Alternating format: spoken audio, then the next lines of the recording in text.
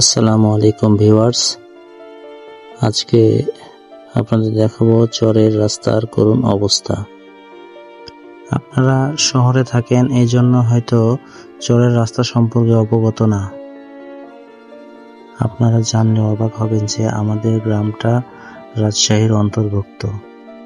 রাজশাহী শহর থেকে শুরু করে রাজশাহীর অনেক গ্রাম এখন উন্নতির আলোয় আলোকিত,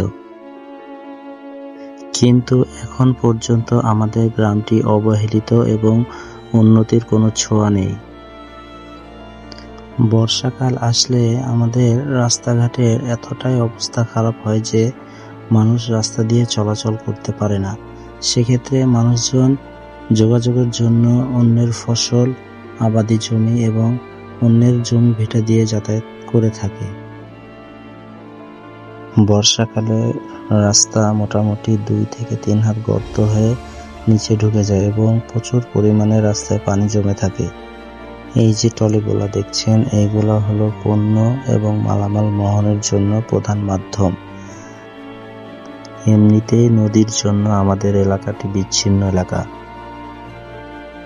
নদী পারাপার একটা তো ভোগান্তি আছেই, তারপর রাস্তার ভোগান্তিটা আরো বড় বেশি।